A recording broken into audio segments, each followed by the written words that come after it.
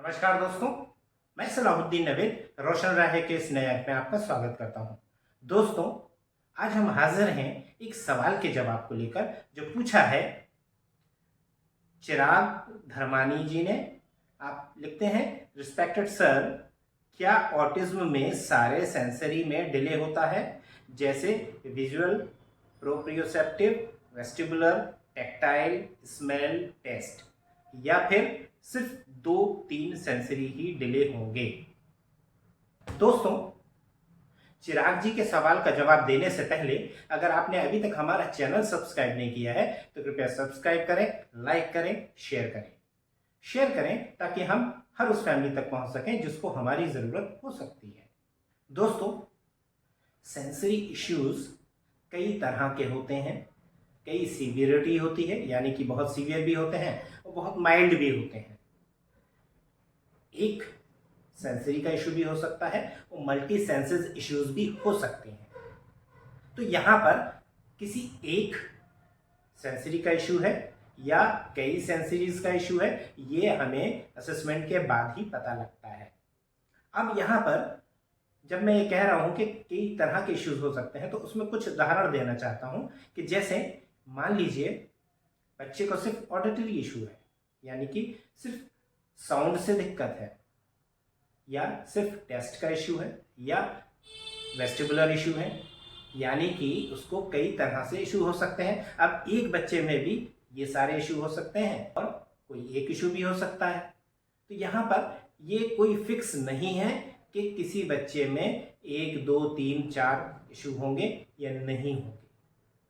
साथ ही ये जान लें कि जब बच्चों में सेंसरी इश्यूज होते हैं तो वो सेंसरी इश्यूज के नेचर में भी डिफरेंस होता है, यानी कि कई बार सेंसेस सीकर होते हैं, यानी कि वो सेंसरी इंफॉर्मेशन सीक करते हैं, चाहते हैं, और उसके लिए वो एक्टिविटी करते हैं, बिहेवियर करते हैं।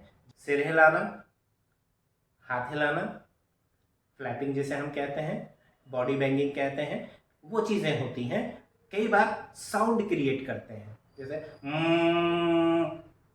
इस तरह के, या ऐसे अनयूजुअल साउंड क्रिएट करते हैं जो इरिटेटिंग होते हैं, पर बच्चे उससे खुश रहते हैं। कई बार अलग अलग तरह के अलग अलग सेंसेस से रिलेटेड वो बिहेवियर करते हैं।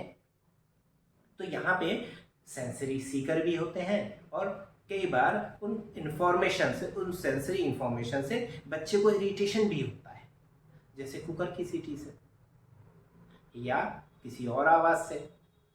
तो यहाँ पर बच्चों में सेंसरी इश्यूज के कई रूप होते हैं, कई रंग होते हैं। वो एक भी हो सकते हैं और बहुत सारे भी हो सकते हैं। तो यहाँ पे ये कहना कि एक ही इशू होगा, 2 ही इशू होंगे, 3 ही इशू होंगे, या कोई इशू नहीं होगा या बहुत सारे होंगे, कोई भी स्टेटमेंट देना गलत होगा।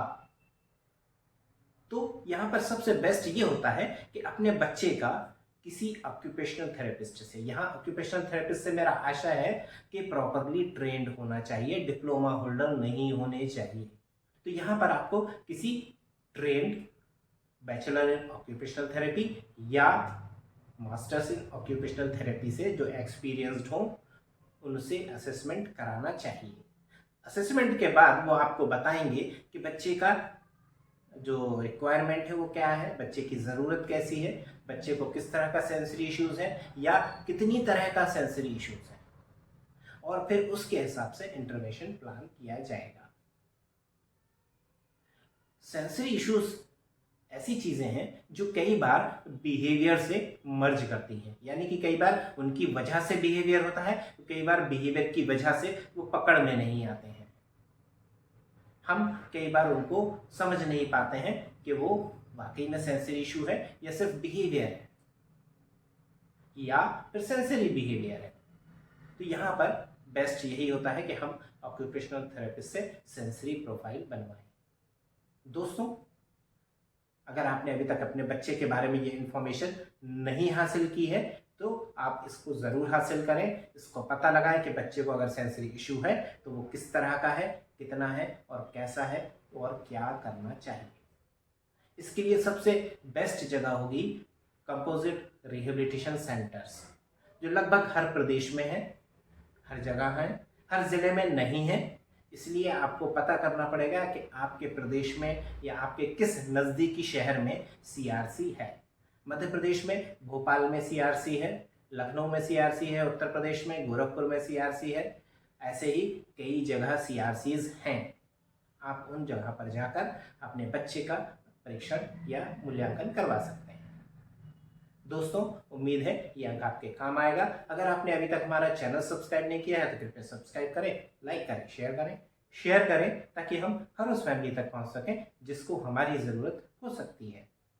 आप देखते रहिए रोशन राहें। मुझे दीजिए इजाज़त। नमस्कार, जय हिंद।